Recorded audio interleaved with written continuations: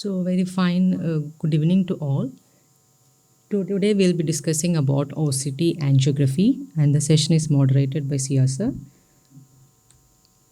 Just an initial brush up of the basics of OCTA. OCTA, as you all know, is not a representation of retinal vessels, but of the moving RBCs within a predetermined range.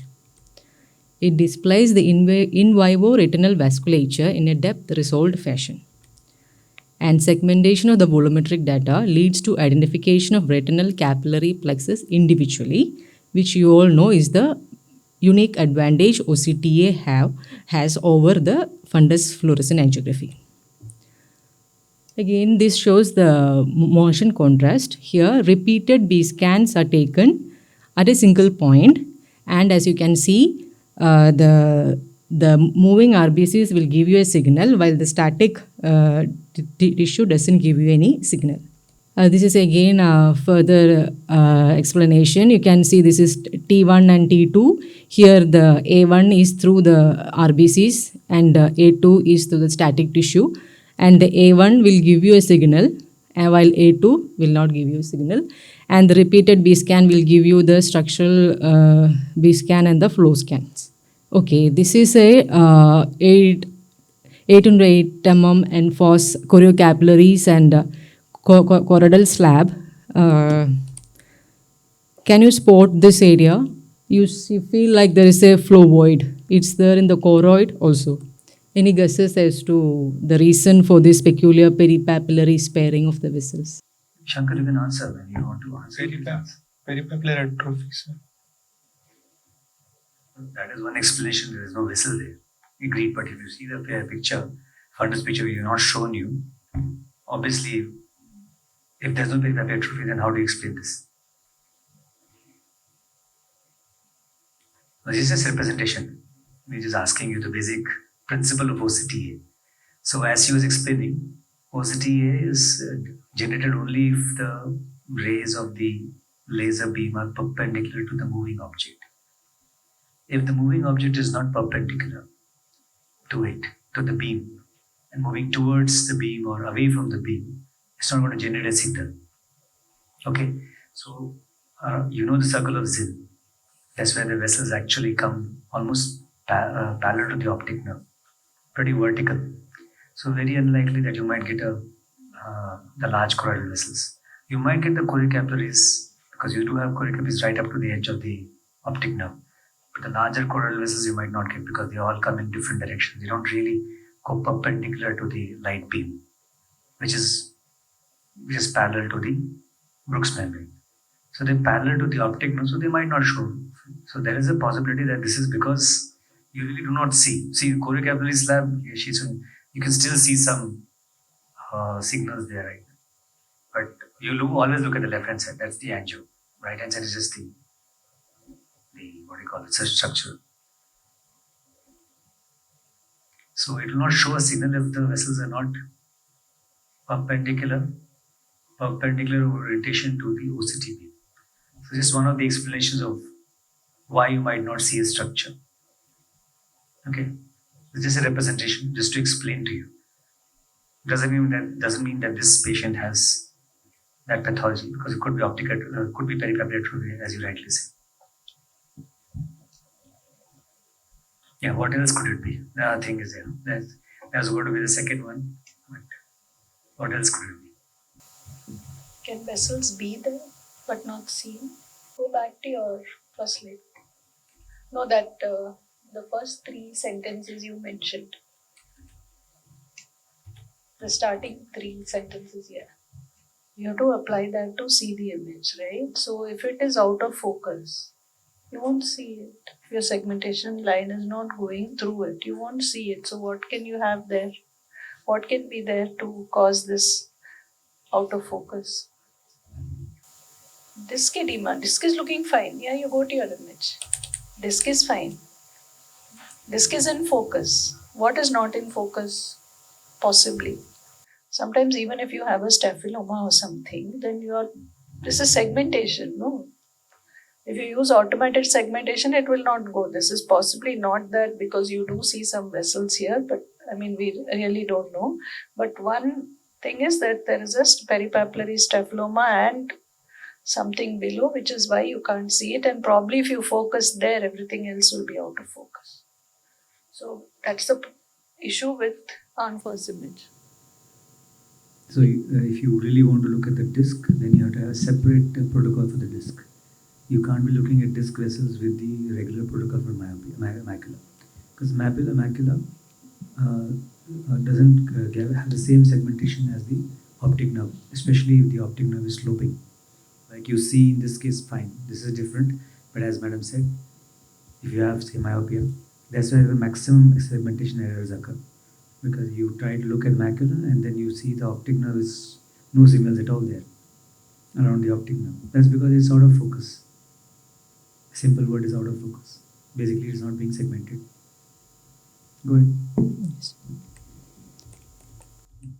So we'll just again go to the slabs once again. So this is a cross section of the retina actually. So you have the superficial capillary plexus in the nerve fiber and the ganglion cell layer. Then the deep capillary plexus, which can be further subdivided into intermediate capillary as well as the deep capillary. Then you have the choriocapillaries and the choroid. And here if you apply pay attention to this image, you can see the difference in which these vessels are there in each slab. You can see here different pattern for SCP, ICP and DCP. And again, this is Heidelberg spectralis various slabs. You can see the superficial vascular complex, which is consisting of nerve fiber layer, vascular plexus and superficial vascular plexus. And deep vascular complex consists of intermediate capillary plexus and deep capillary plexus. Here also you can see this superficial capillary plexus, and straddling the inner nuclear layer you have the intermediate and the deep. And here after that we have the avascular zone, and then finally come into the choriocapillaries and choroid. This is each slabs. This it's like the first slab will be very simple question. Quickly pass the mic and answer one by one. Or Shankar, you answer. So You are the only person in this room. superficial capillary plexus. Okay. That we know about what it. So it's ILM, GCL and IPL. It's used for categorization of FAS. It's useful in PDR and vascular occlusions. In the second slab, this one. Yeah, the deep capillary plexus. And the significance? Any significance of the DCP? Deep. Microaneurysms.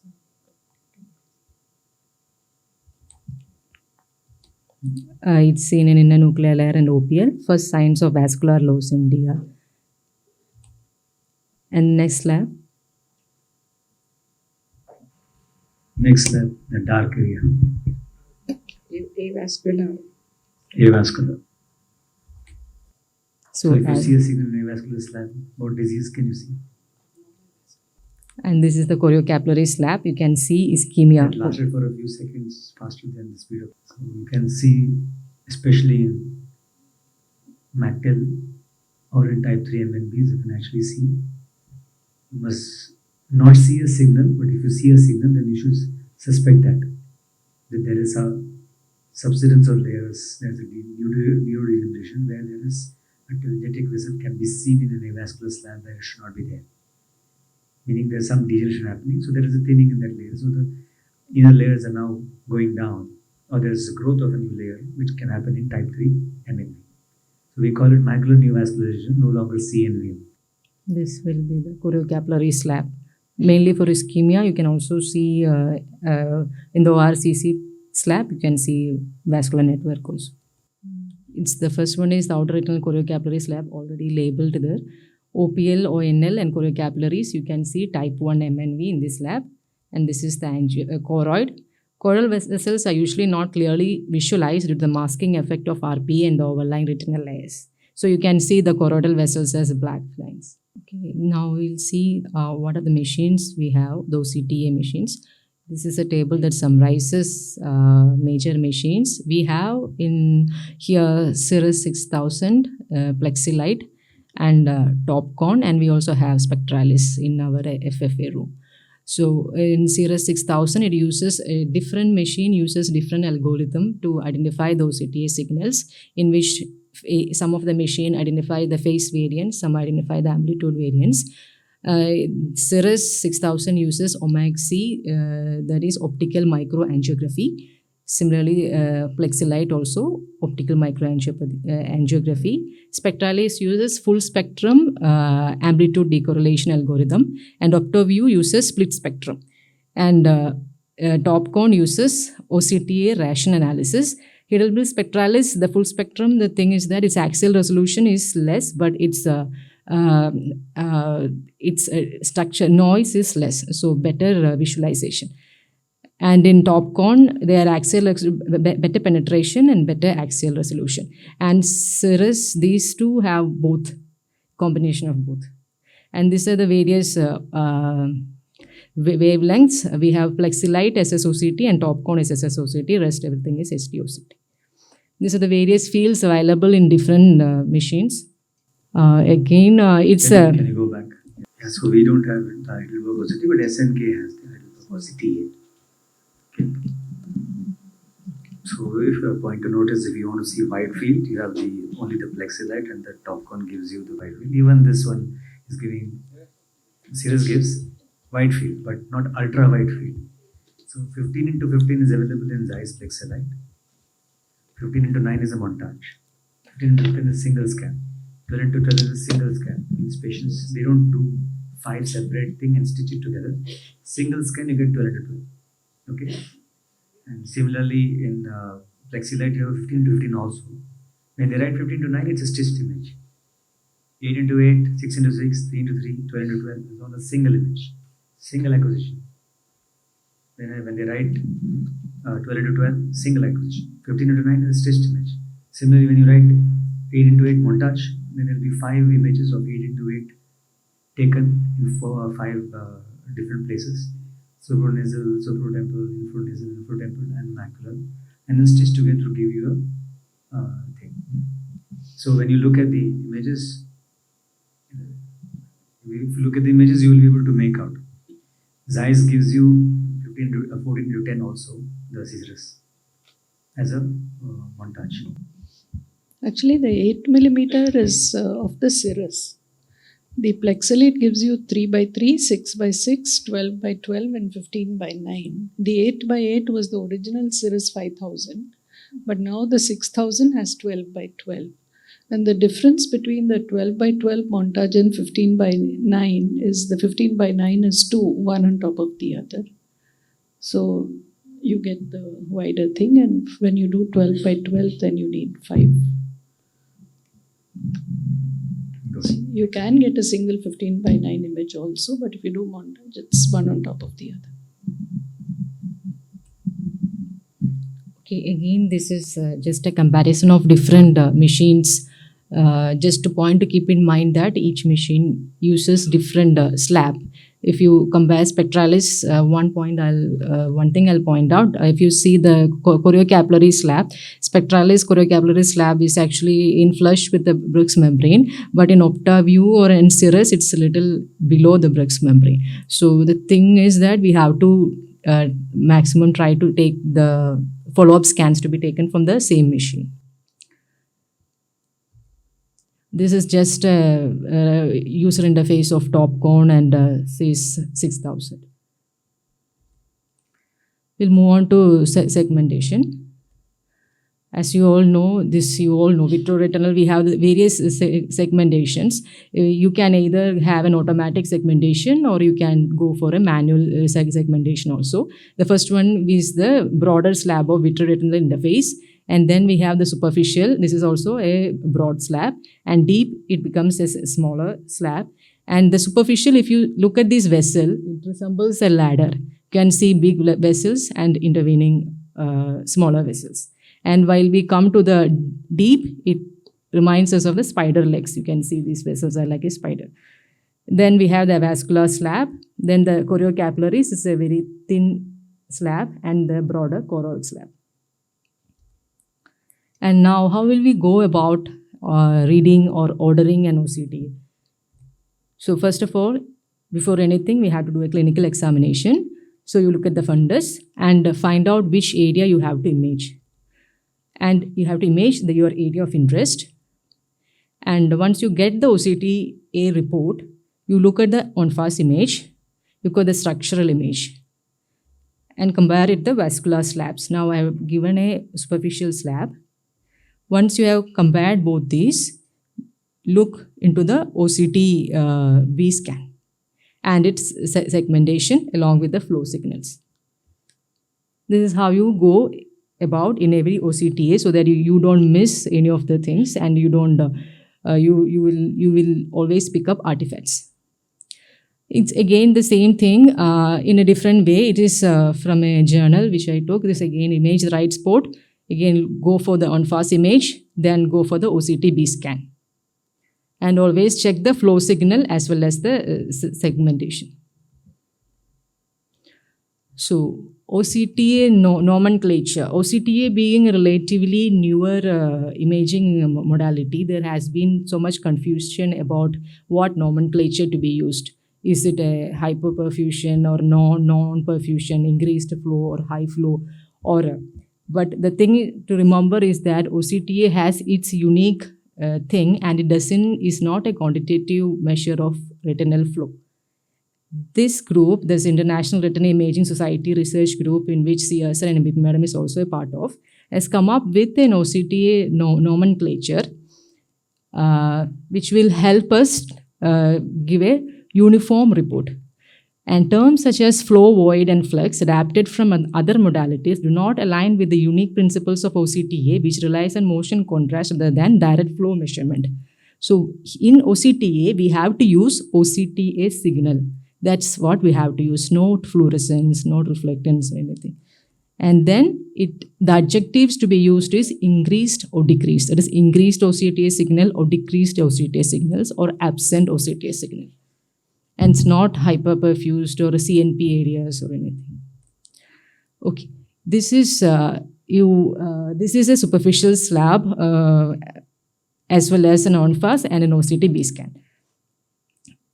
According to that group, this is how you have to describe each.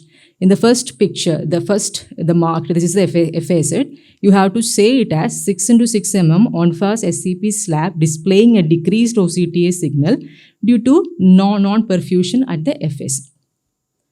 If you look at the second point, there we have to describe that point as a focal increase in OCTA signal temporal to the FAZ on the SCP on-fast slab. This finding suggests vascular remodeling or neovascularization. And finally, the OCT B scan. You have to tell like OCT B scan shows a focal area of increased OCTA signal in the outer retina. This signal is localized at the boundary of MCP and DCP and with a corresponding localized hyperreflective lesion at the structural on-fast scan, suggestive of intraretinal neovascularization and or chorioretinal anastomosis seen in mactal type 2. Okay. And this is for you. So this is a diabetic patient. I know I don't have the fundus image or the clinical history, but can describe the first, the lesion 1 and lesion 2. Anybody? The first image is the SCP superficial capillary plexus slab showing a localized increased vascular signal temporal to the FAZ zone. And the second image shows an on-fast image which shows increased octa signal temporal to the foveal avascular zone. And the third image shows a structural B scan OCT showing the increased OCTA signal with back shadowing. Blood vessel of yeah, correct. So it's a 6 into 6 mm macular SCP on-fast slab with a focal increase in OCTA signal indicative of a microaneurysm. And OCTA B scan, abnormal OCTA signal extension intraretinally, likely at the boundary between inner nuclear layer and outer plexiform layer, consistent with a microaneurysm originating from vascular abnormalities. So this is how we describe an OCT. Okay. Now, before we see various cases, we have to be aware of the various artifacts, which is one of the major drawbacks of OCTA. This is an exhaustive list of various artifacts in OCTA. The most common being the motion artifact. It can be a blink artifact, which we will see as an end-to-end black band. I request you to pay attention. We have questions following. Then we have displacement artifact, in which the vessels there will be discontinuity of the retinal vessels. Then doubling artifact, where there is duplication of the vessels, and stretch artifacts. Quilting artifact. Quilting artifact is the crisscross bands. We can see as a checkerboard pattern. And the other one is, major one is projection artifact, where you see the superficial slabs, vessels, or images being projected into the deeper slabs. That will give you a false flow in an avascular area. And we have the segmentation artifacts, so one of the major artifacts. The retinal boundaries, each slabs are misidentified. Then we have the suspended scattering particles in motion. It is SSPIM. It is extravascular OCTA signals. What we expect in OCTA is an intravascular signal, that is from the moving RBCs. These signals are extravascular in origin. It can be anything that move. So it can be like in a cystic space, if there is some hyperreflective material, that can also give OCTA signal. So whichever things move, it will pick up. So these extravascular OCTA signals cause the suspended scattering particles in motion. I will show the examples later. We have the masking artifact, which is blocking of the light particles, can be due to some media opacities. Then the opposite is unmasking, where there is hypertransmission of OCTA signal. Then shadowing. It's a ghost image of superficial retinal vessels on the deeper layers, somewhat similar to projection. Then we have decentration artifacts, that is not well centered on the macula. Fringe washout, it's usually seen in bigger slabs, like 15 into 15, where it's unable to visualize the periphery owing to the curved structure of the globe. Okay, now it's time to identify the artifacts. First one. First one is on left side, first one, left top. This one. Okay. Ayali. Blink artifact, end to end, we see a black line on the top. Left side is not end-to-end black line, it's end-to-end grey line or whitish line. It's not blink artifact. Top left. Motion artifact. Yes, it's a motion artifact. Second one. Blink artifact. Yeah, so this is the blink artifact. You said end-to-end black line. This one. Irtika. So projection artifact. No. You're seeing on first, no? Projection artifacts, single slab we won't show. You'll have to see two slabs to see this is projection artifact. And I have not told you the artifact, the slab. Single slab I'm showing you. And this is a superficial slab, isn't it? So what is seen here? Funny. Shri Kirti? Shri Kirti thinks stretch. Something very unique is there. We are able to Okay, see vessels in the. Imagine this is FFA. Is it right? If you do an FFA, We will should you not, see this? no, sir, we should not see vessels in the foveal avascular zone. Next one. Imagine when you do an FFA. Would you see two foveal vascular zones? It's duplication. One top and one below. And you see this line which goes all the way to cross that. And look at this also. See how badly misaligned the whole thing is. So it's a doubling artifact, displacement, everything is happening in this. So be very careful when you look at this, okay? So always look at these vessels and see whether they're complete. See all this stuff, everything. It's as though there are 4 or 5 images put together to make some bad looking OCTA. Don't get excited as you say, oh, 2 FAs are there. So please be careful. So look at all the artifacts all around. So you have to not just look at the FAs, you should also look at all the other structures You see vessels like this, you know that this is completely full of artifacts. You cannot really take any inference from this, what do you call it, image. Another takeaway from that set of images is these kind of artifacts most often occur in patients with poor vision, with poor fixation. Because if you look at the slide with the displacement and doubling artifact, it is a larger slide, a larger image. So if you have a patient with 360 vision who doesn't even cooperate with you for fundus examination, don't ask for a 12 by 12 montage image. Okay, because these images take a long time to get created. They require a person to keep looking straight. So if you really want to look at the macula in a patient with poor vision, ask for a 3 by 3 because it's faster. Okay, so don't ask for wide scans thinking you'll get something in a patient with poor cooperation. So that's the moral of this story, right? I just want to add, faster is there, but denser scans also. So it helps. Faster means they're doing more A scans per second at one particular space, particular base scan area. So denser scans, better averaging, and better chance that you'll get some information rather than a large scan like this and you go nothing. It just gives you full of artifacts. And just please have some mercy on the optometrist. Don't advise 12 into 12 for look just because you did not see the fundus properly. Okay, now this one. Manji, Boroji, last. Right. It's an artifact. We are looking for artifacts in OCT. You just came? Okay, we give it to Priya. She also just came. No, she doesn't need, she can see and take. So we can give it to Rakshita then. This she already mentioned. What does it resemble? Crisscross. This is taken from a book, we don't have it. You really look hard. So you can please tell. I think It's a quilting artifact. It's like a quilt that blanket, no? It's part of crisscross. The second one. he's saying streak. Similar to that. Yes. It's a band artifact. It's a band. You'll get alternate white and black bands. Okay. This is the deep slab. What is wrong with it?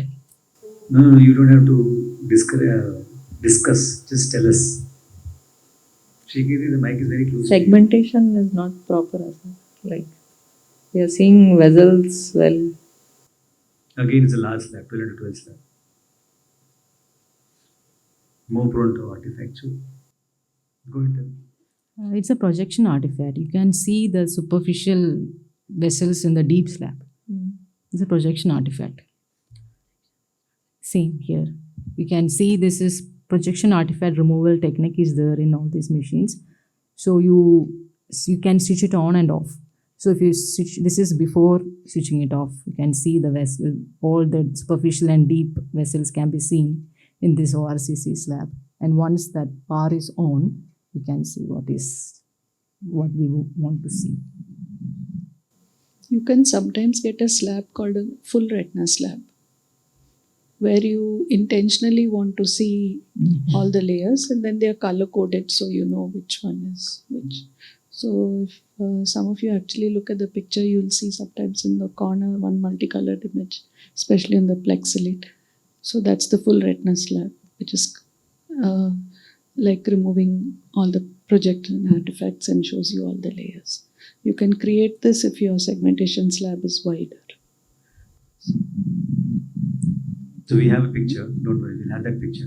What madam is saying. So it gives you all the slabs together. It's for it's so that whole scan is basically for dramatic effect, like madam said.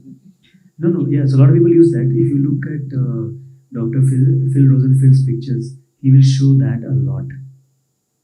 Those whole scans, because Zeiss shows that a lot. Others don't show it. Other companies really don't show it, but Zeiss shows it a lot. These full scans. It just looks good. Yeah. Say you have a type 3 CNVM with both a superficial and deep component, because the color coding is different, it shows both. Yeah. So it's one very, I'm sure you must be having one. No, we have one. Yeah, I think we have. And even PDR looks quite dramatic Yeah. because you have the VR interface one color, then you have the retinal vessels one color. Okay. This is an ORCC slab in a high myopic patient. So you can see the slab, no? See, the slab is going through all the the wrong tissues because it's really thin, and the axial myopia is most tough to segment. So you can't really make much inference from that unless you have paid attention to the thing. I think this is one case where you will need a lot of manual segmenting. You narrow the segment, you lift up the lower one. Because, This one? yeah, you have to lift up the lower one.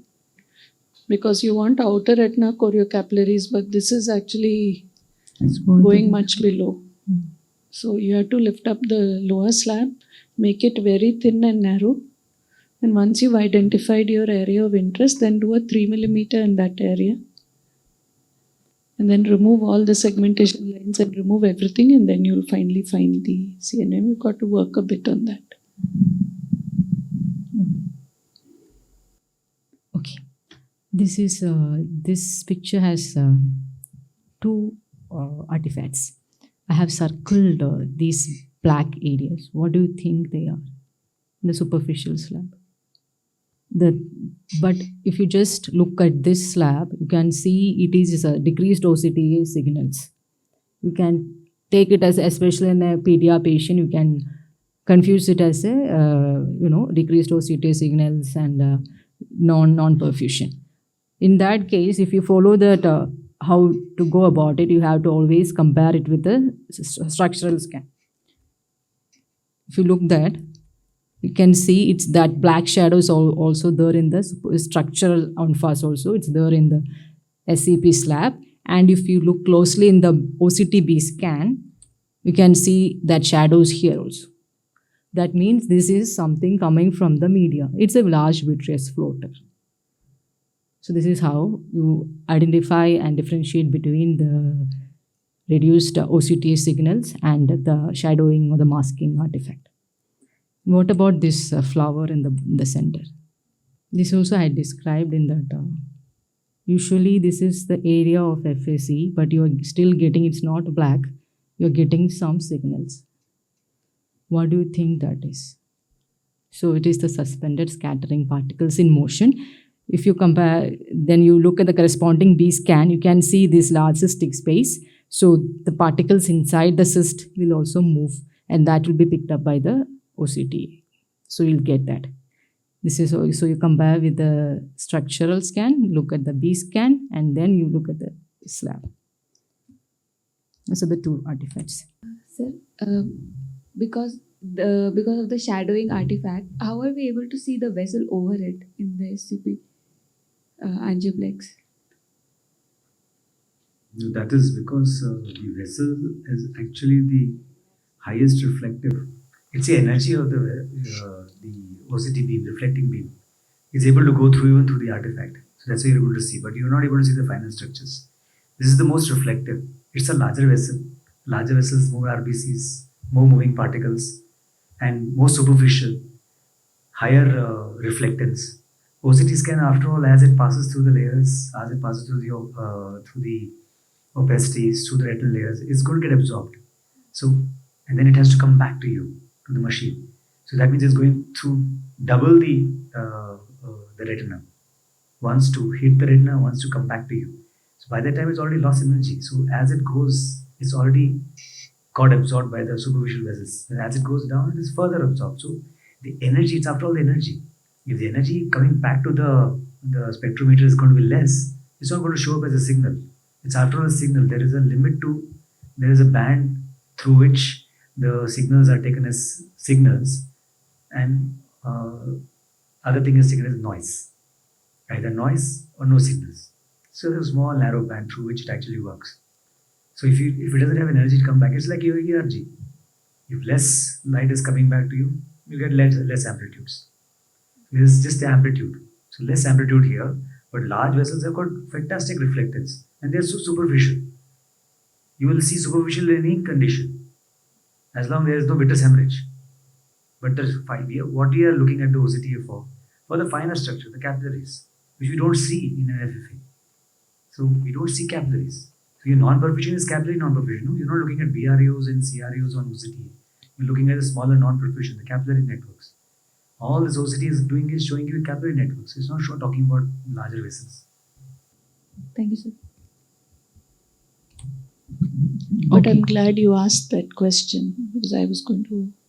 Very good question. It's an excellent question. And probably it has also something to do with the fact that there is retinal edema there as well. So probably that's masking the other vessels. But you would want, if you see a picture like this, I would want to look at the VR interface lab. I would want to look at the deep capillary plexus also before commenting that it's the vitreous floater, and maybe run a B scan through that area to see whether there's really something in the vitreous shadowing it.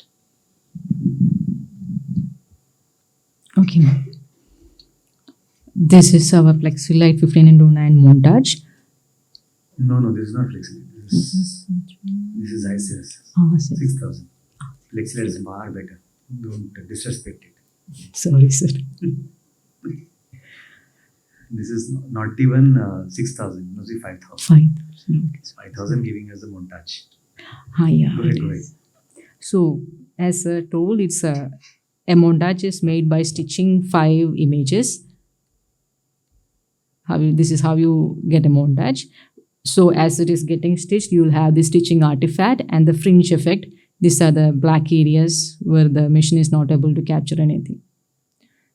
This happens in a fringe effect or peripheral warping happens in a large montage. Okay, this is a Plexilite 15:9 slab. Here also you can see the fringe.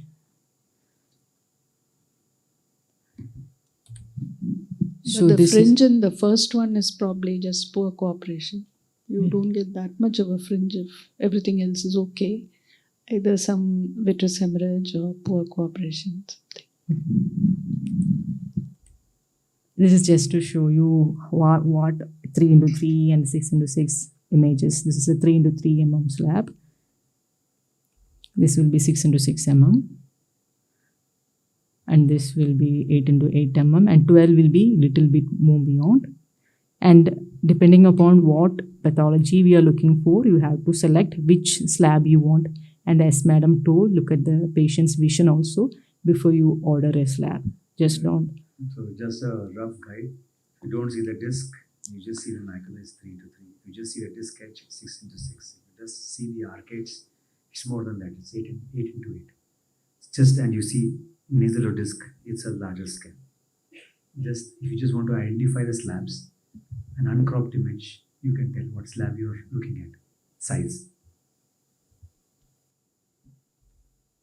Okay, this is just to show you the SSPIM. You can see it's a intracystic, the intraretinal cyst, and this is the before the injection. We gave the injection, and it has come down in the signal density. The cyst has little cleared up. The particles have come down. And image quality metrics is also important. So whenever you are comparing to OCTA for follow-up, you have to look at the signal strength as well as registration, fovea to fovea registration. These two scans are done 2 years apart, 2023 and 2025. So you can see, but it is fovea to fovea registered, so you can easily compare these two. It's a case of PFT. And in case of signal, avoid scans with signal strength less than 6. Just want to comment on the registration. The registration is good in the Cirrus 6000. It's not good in the Plexilite. So if you're very clear you want registration, then the Cirrus 6000 is better.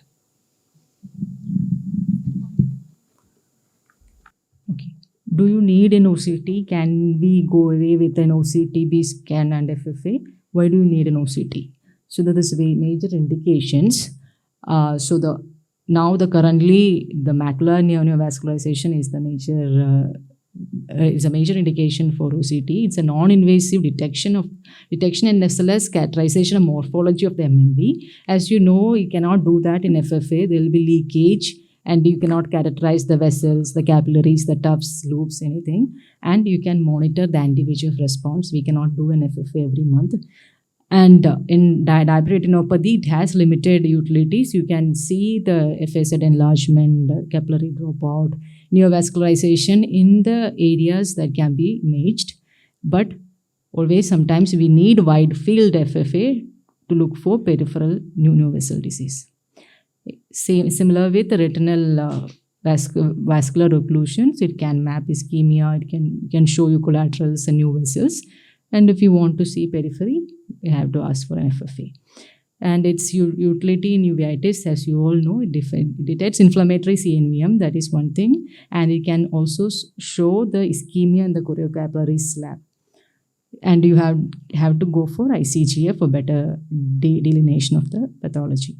And in glaucoma, you can look for peripapillary vessels, macular vessel density and all.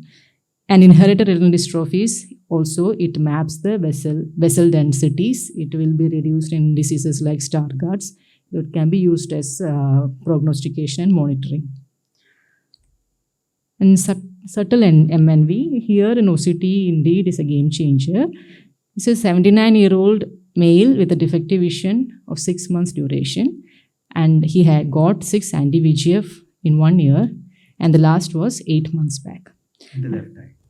In the left eye. So right eye vision is 6, and 6, and left eye is 6, 9, and 6. And in left eye you can see a grayish membrane with lots of drusense and RP. This looks like a PED. This is a reflectance image. You can see the drusense better. And this is, and now we look at the OCT-B scan. Here you can see the double layer sign, but the overlying retinal layers are pretty good. There is no intraretinal fluid, subretinal fluid or anything. These are all the various sections. You got horizontal section, vertical and an oblique section. Some amount of fluid you can see in these sections. But then we do the OCT-A. And in the 6 into 6 mm RCC slab, you see a network. And the corresponding segmentation also you can see, and you can see the flow, the sub-RP flow signals. It's more detailed here. You can see the tangled network of vessels with the surrounding halo, which actually indicates the activity of the MNV.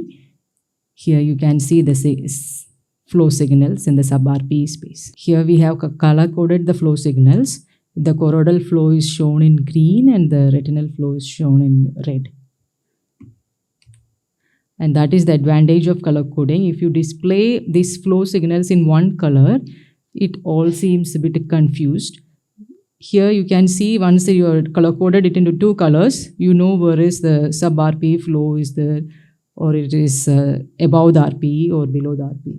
This is because it is subfoveal, it is okay, but if it is somewhere else, in these areas, you see these decorrelation artifacts all going through and through from the upper vessels. And same red color is there in the red color down also. So you can't have new vessels in this layer at all. So with the green, you know that these signals are coming from the retinal layers, not coming from the choroidal layers. Whereas here, you can clearly make out that's a green signal under the RP. So it's basically looking at anything which is under the RP, under the most second hyperreflective layer is taken as green. That's how the machine algorithm works. So color codes that as green. So now you know that is the green is under the RP. So probably the signal is coming from the choroid. It's also important for your segmentation to be perfect, because sometimes it can look the other way, if especially if the RP is highly elevated or doesn't do a good segmentation, automatic segmentation in an eye where the curvature is abnormal, then you can find it picks up differently because it just identifies that high reflective band. And in a high myope where you have that, I call it the Diwali Diya artifact, then the segmentation line picks that and comes. So then you may miss a a proper flow signal. So always look very carefully at the segmentation band when you interpret whether the signal is sub-RP or here it's very obvious, but sometimes it's not.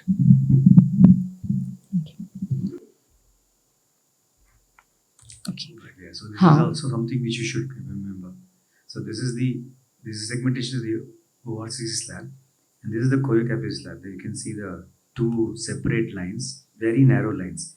Even that shows. So amazingly, you can have projection artifact from the new vessels onto the choriocapital slab as well. So slab should not have a new vessel. After all, it's a choriocapital, but it's actually getting projected there. So projection artifacts always are fainter and less distinct than the actual true vascular network. So when you do a choriocapillaries, even that is the projection of the CNV or the MNV is projecting onto the choriocapillary slab. Okay. So sometimes when there is a lot of fluid and blood and everything, you might not be able to see. Just go to the choriocapillary slab and see. You might just pick up a new vessel disease under all that muck, shrimp and stuff like that. Just look at that. So you might see the vessels projecting onto the lower slabs. So that's also, you should pay attention to that. So that's why working on the machine is better than just looking at what the reports are shown to us. Then choroidal vessels, they change in character in depending upon the overlying RP and retinal layers. So can you just describe this OCT? OCT B scan shows a vitreoretinal interface normal thinned out fovea. There is a hyperreflective material subretinal. I think it is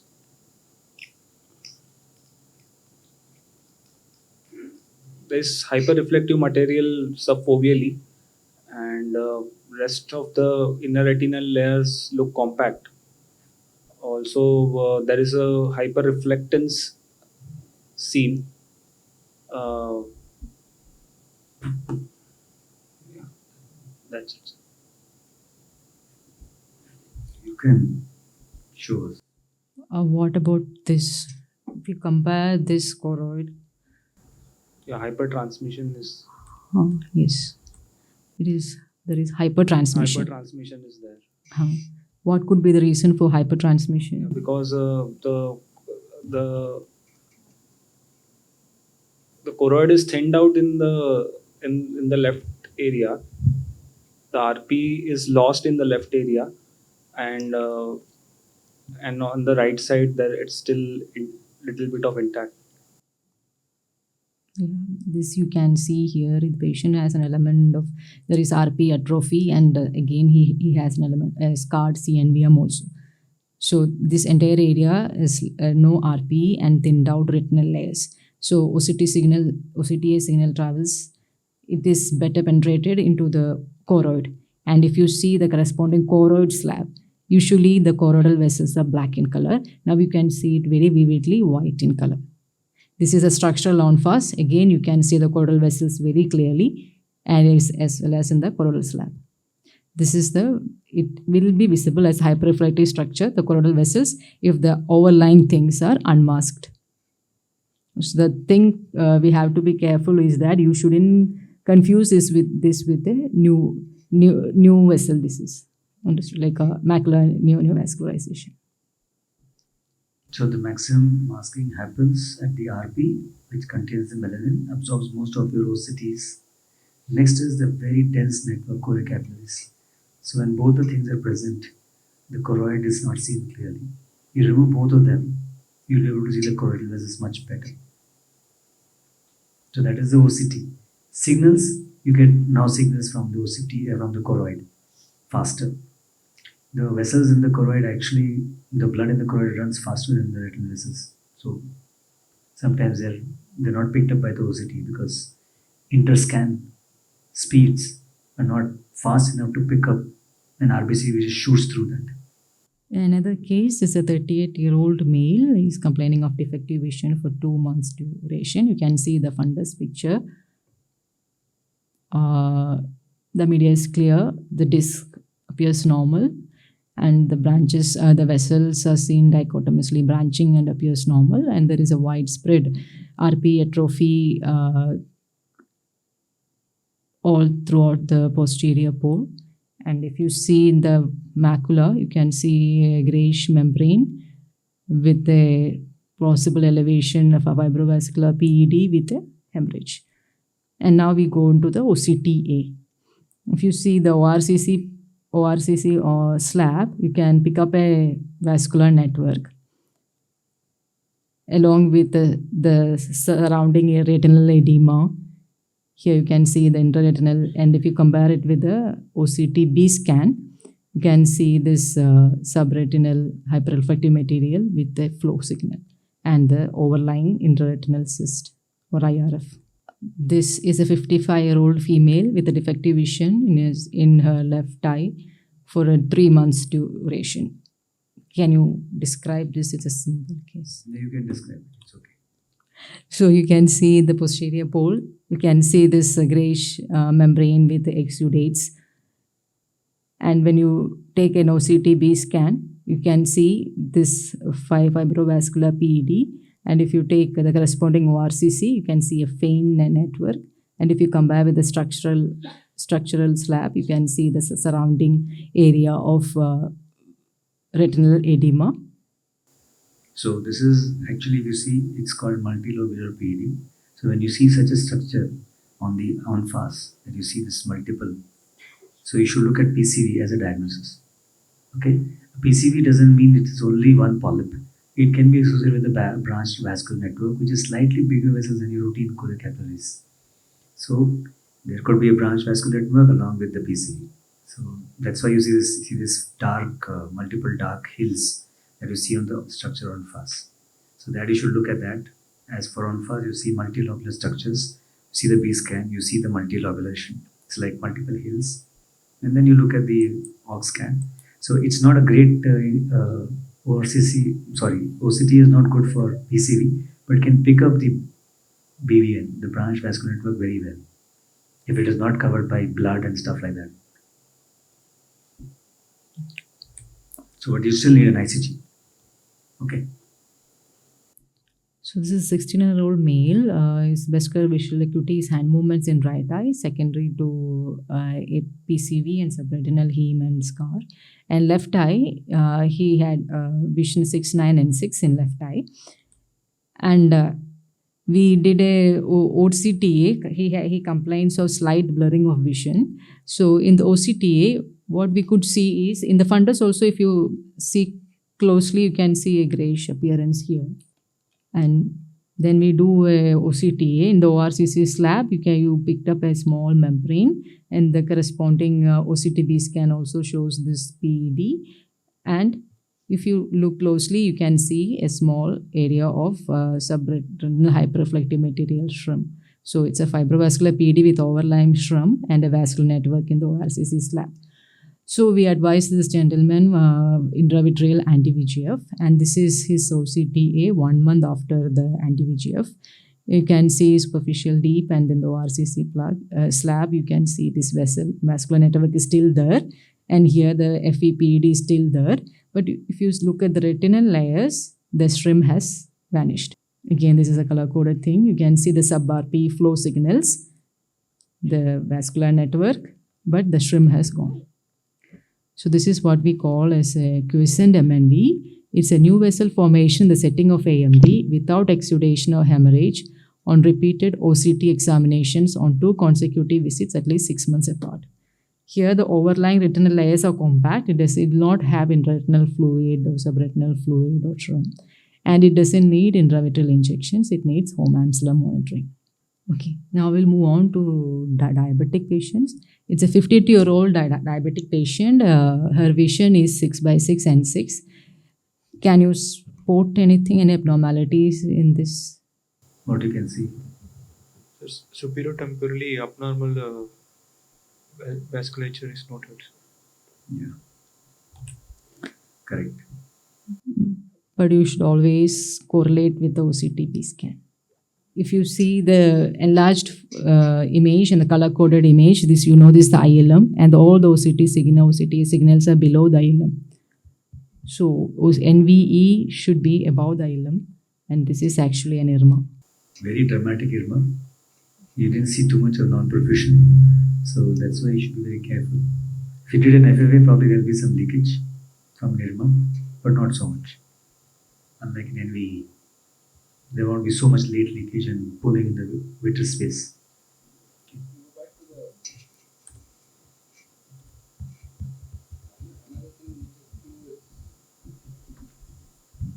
Generally, neovascularization occurs at the junction of the perfused and the non-perfused. Here it looks fairly well perfused even posteriorly. Why would you get a neovascularization? If at all, if you say that the peripheral, if it's not an artifact, there could be some CNP there. If this were a little more peripheral, you would still put it as an possible NVE, but you wouldn't expect an NVE in this sitting because we generally see it at the junction of perfused and non-perfused. So that should again trigger that, like what she's saying. May not be a true NVE, and then you do the structural to see the area of. See very clearly in the infranasal area, you can see this. There is different loss. There is definitely loss of signals there. There is a good, what do you call, OCT. There is not much artifact. There is some artifact. There is some brush kind of artifact there. But do you see that there are diabetic changes? So, I mean, you can't call this a pristine OCTA. So, look at all the fields and look at that. Infranasally, there are areas there. Signals are less. So, it is a severe NPDR with an IRMA. So Yes. that allows us to avoid an FFA. Okay, so that's the advantage. Otherwise, you can always go into an FFA, no doubt about it. But just gives, if you can follow the patient again, you'll probably see the same structure visible or turning into a new vessel disease. Okay, now we move on to the FSA. So this is a 72-year-old hypertensive female. This is a 6 into 6 mm superficial slab. You can see this is the foveal vascular zone. And we have this ETDRS grid and its angioplex matrix. If you look at that, you have the vessel density, you have the perfusion density and the phase parameters. And the circularity is close to 1. 0.6 to 1 is the perfectly circular. It's more than 0.8 is very good. Okay, now you can see here also the signals. There is no flow signals in the FSA region. So this can be considered as a normal FSA. And now let's see this 56-year-old diabetic, vision 612 N8.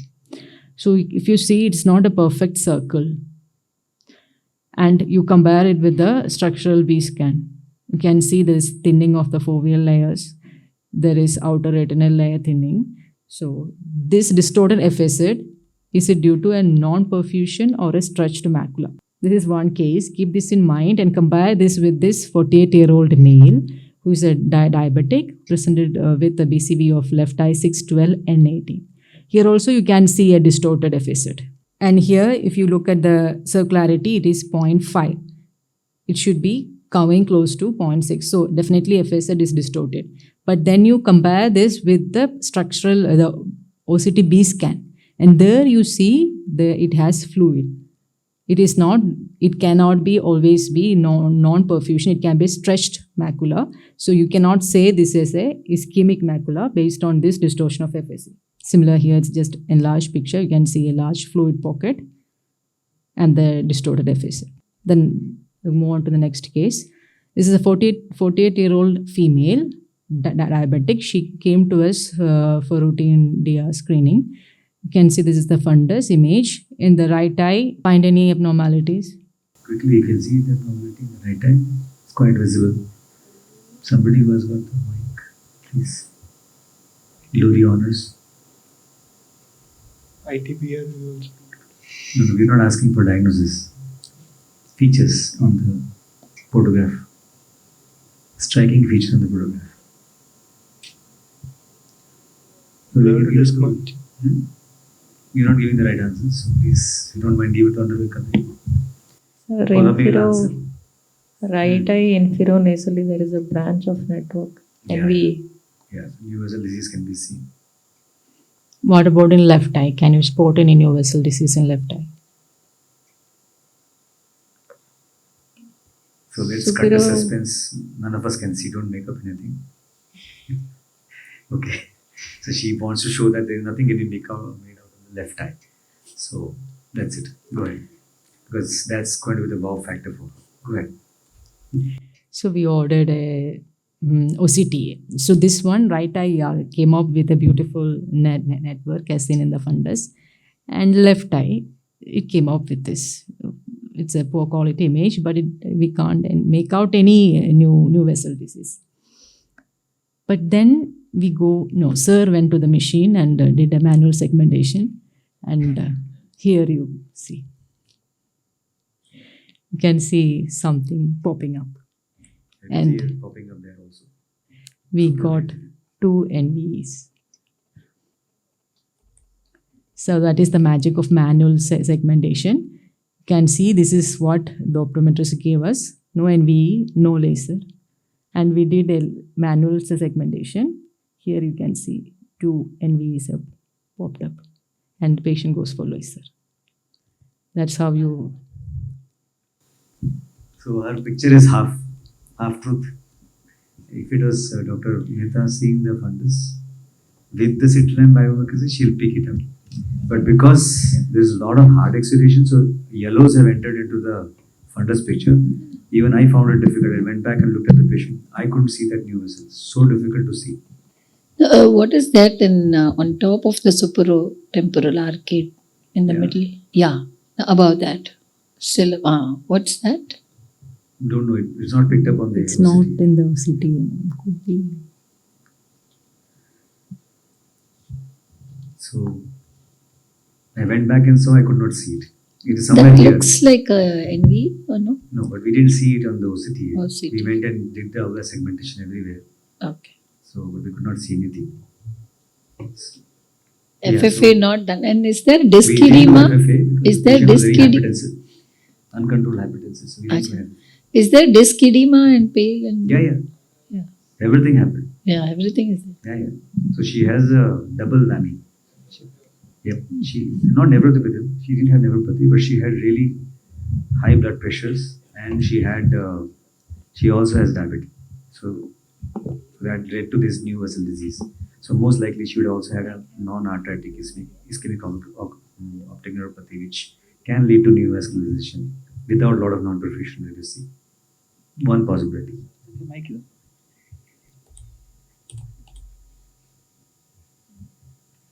Just to see the NVE again.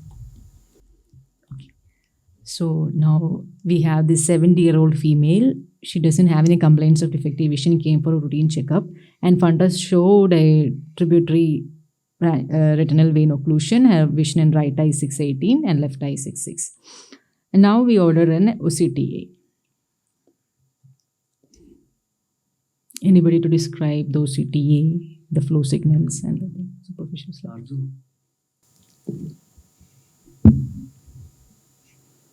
The inferior slab shows loss of OCTA signals. Which slab? Superiorly, yes. It's a deep capillary plexus. Deep capillary plexus. And superficial also has some areas superior to the fovea, which is showing flow voids. Oh, sorry, decreased OCTA signal. Correct. Okay, and it is corresponding to the cottonwool spot. Cottonwool spots, yes. Which is devoid of any OCTA signals. So cottonwool spot, we all know it's a nerve fiber layer ischemia. So, and it's edematous nerve fiber layer, you can't see anything below it. So the shadowing effect is also seen. You can see below that. Go ahead. So this is to compare, this is the ischemic area. You can see here there is not much of a fluid, and if you flow, Fluid both. yeah. So if you look at the cross lines, you can see 2 major vessels and the area of decreased OCTA or absent OCTA signals to say And if you compare that with the structural B scan, can see these two major vessels giving us OCTA signals, and in the center there is no OCTA signal, suggesting that it is a area of non-perfused retina. Compare this with same below the FAC image. This the cross line is below, is in the normal retina. Can see it's well perfused retina.